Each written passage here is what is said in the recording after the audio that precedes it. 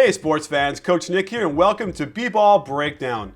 Make sure to follow us on Twitter because it's a great conversation there every day. Also, check out Draft Street's one-day fantasy leagues because they're free to join and you can win money, and man, they are fun. Let's talk a little bit about the Houston Rockets versus Portland Trail Blazers because it was a great playoff-like game, and I was really impressed by James Harden on both ends of the floor. First of all, clutch shot making, but he was laying himself out and really going on the defensive end. I mean, there were times they had him guard LaMarcus Aldridge, and it wasn't a complete and utter nightmare for them. He was doing really well out there, and I'm really impressed. Also, the Blazers bench is still a problem. They only had one guy, my man CJ McCollum, in positive plus minus. The rest of them were negative, and it's hurting them because as they get deep in the playoffs, when teams can prepare for them, they're going to have trouble when their players are getting worn out down the stretch. So we went through some key plays in the fourth quarter and overtime to show you just how Houston was able to pull this thing off. Down 9 midway through the fourth quarter, the Rockets need to stop desperately. Curiously, the Blazers take the ball out of Lillard's hand and let Mo Williams run pick and roll. He dodges a major bullet when he foolishly leaves his feet to pass, and Parsons gets as close to taking a charge as you can get while getting the block call. The Rockets benefit with Dwight in there because he can sink on the pick and roll, yet still stay up by the top of the key. This allows him to contain the dribbler and close out on LaMarcus Aldridge. The Rockets come down and just flow into Dwight trying to screen the ball anywhere he can. This leads to the customary Harden isolation, and you can see how Wes is trying to force Harden to his right. Harden uses this against him as he jabs to his left, getting Wes to both open up his feet that way and foolishly reach in. This allows Harden the opening, and watch how he gets a quick release jumping off the wrong foot but still has the touch to get the roll. This is advanced skill. The Blazers are still in good position with a commanding 7-point lead, but watch how Beverly picks up Lillard early and is aggressive trying to disrupt their bread and butter Aldridge-Lillard pick and roll. Because of Beverly, they run it much higher than they like. While Lin helps one pass away, Lillard's pass is off and Mo can't take advantage, and this becomes a terrible isolation step back from 17 feet. Houston didn't match up well with Portland's lineup, forcing Harden to guard Aldridge. Naturally, the Blazers go down low, but the Rockets don't double until LA has started his dribble, a sign of good coaching. Some teams will send a little guard over, which would never bother Aldridge, but Houston smartly sends Dwight, and Portland doesn't execute this well.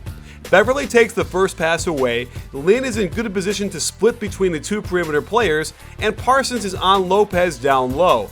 I think Lopez should have remained at the weak side elbow and then could have flare screened for either Wes or Batum.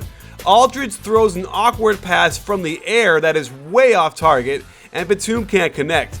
However, that same mismatch down low gets them the offensive rebound, and Houston gets the raw end of the deal when the refs give it back to Portland even though Aldridge touched it last. Houston took advantage of the Lopez sink defense on the pick and roll when Matthews picks him up too late and can't get around Dwight fast enough to stop this really nice hop three by Harden.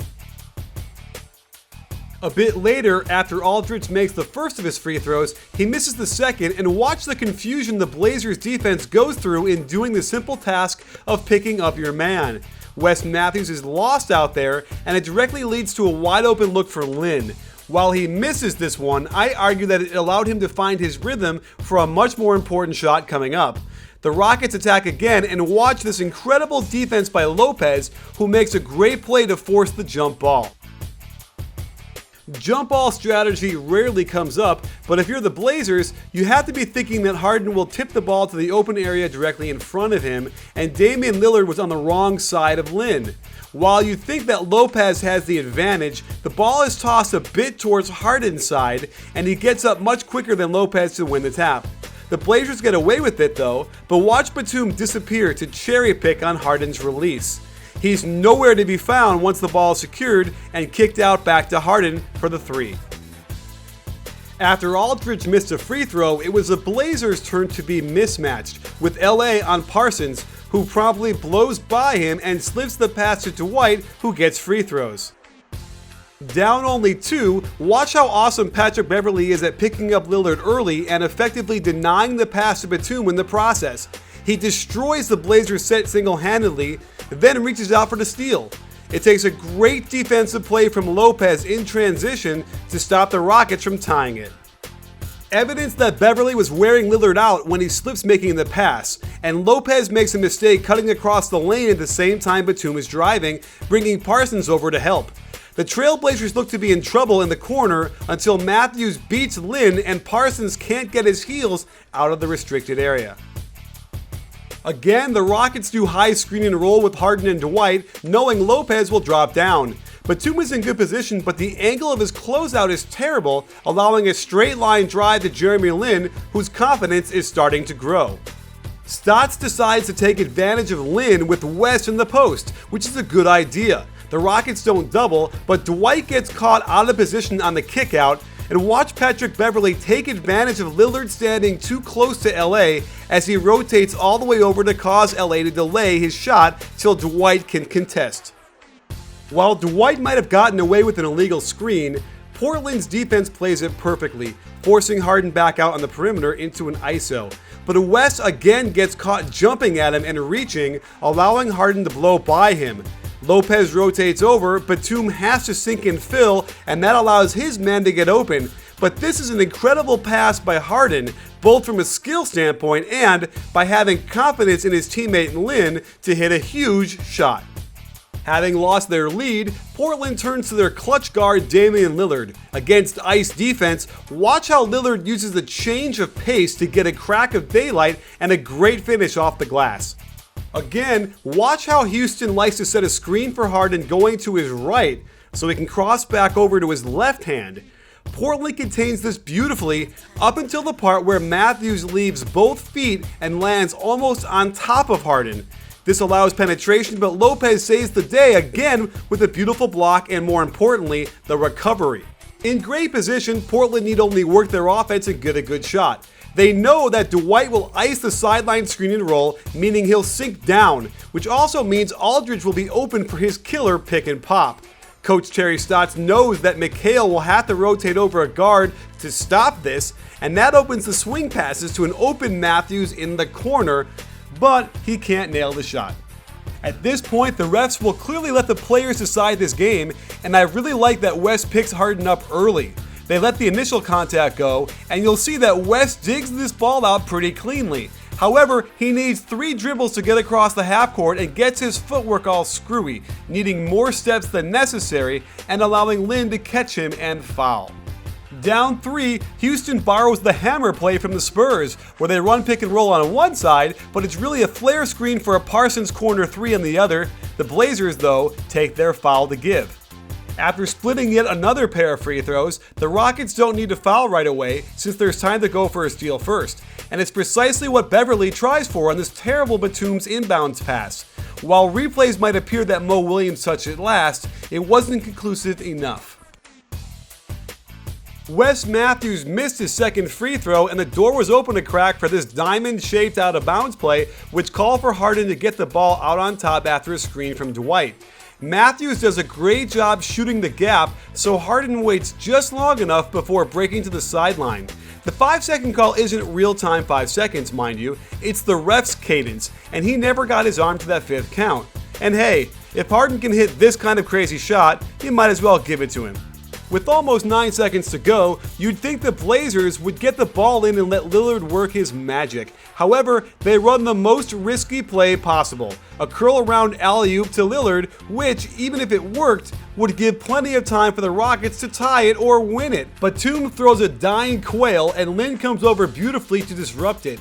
Now, the Rockets have time to attack, and I think Dwight should have passed to Lin, who had Aldridge on him. Instead, Beverly gets it back and almost made Stotts look foolish when this game winner barely missed. In the overtime, Beverly was still hounding Lillard, who had 5 fouls, and in a controversial call at best, the refs fouled him out with a strange call. It didn't appear there was enough contact to merit that call, and it forced the Blazers to do without their best guard for the remainder of the game. This is not a replay, folks. It's overtime, and again, the Blazers play terrific defense for 15 seconds, only to get foiled by the old Howard ball screen for Harden. Matthews had the slightest inkling to go under, and that cost him any extra space he might have had to bother this huge shot. Without Lillard, Portland has to rely on Mo Williams, who can't get anything going after 12 dribbles. He finds Wes up top for a very long three that misses, and Houston outfights Portland for the rebound. Having gotten his confidence back, Lin attacks off the pick and roll, and when Wes reaches yet again, it's up to Lopez to contain. Watch this beautiful hop step back as Lin gets the Rockets some separation. I've seen a number of games this year where LaMarcus Aldridge can't miss from mid-range for 3 quarters, only to have his jumper fail him in crunch time. And this stat from 82games.com seems to bear this out, where he's only shooting 25% from outside in crunch time situations. And they don't get much movement here, but it's a good look on the kickout, but LA can't get it to go down. Houston reverted back to its isolation ways, and Harden can't get past Wes Matthews, forcing him into a tough step-back 23-footer. The only problem is, Mo Williams completely mistimes his jump, Aldridge never went to find his man to box out, and Dwight ends up with it and even hits one of his free throws after they foul him. With plenty of time left, Coach Stotts called another head-scratching play. Rather than go for the quick 2 and foul and extend the game, they get a Wes Matthews turnaround corner 3. Of course, if it goes in, Houston can win it with very little time left. And if they miss, the game is basically over as they have to foul, and one free throw makes it a 2-possession game. Of course, the shot misses, and the Blazers never get the chance to even finish out the game. So there you have it, sports fans. Some curious calls down the stretch at the end of regulation and overtime by Coach Terry Stotts. Because remember, if you're in a situation where you have enough time to extend the game and add a possession, you should do that. So rather than go for a game-tying 3 if there's 12 or 13 seconds to go for the quick 2, foul, maybe they miss a free throw. Lord knows there was plenty of missed free throws down the stretch from both teams. So that was happening, and you'd get another chance. But as you saw at the end, by throwing up that 3 and missing, you effectively end the game early. And that's not what you want to see. We saw an example of Brad Stevens doing that earlier this year against the Heat and winning. So that is the model you want to go for. Maybe they'll figure that out as they get closer into the playoffs and make better decisions down the stretch. Well, thanks for joining us. Lots more coming up. Stay tuned for Court Call coming up today. And we'll just have chock full of breakdowns and all sorts of game stuff coming up. We got a really cool one coming up on the Heat and their defense. So don't miss that. And don't forget, at B-Ball Breakdown, we're not a channel, we're a conversation. You in? I'm in. Let's do it. You in? I'm in.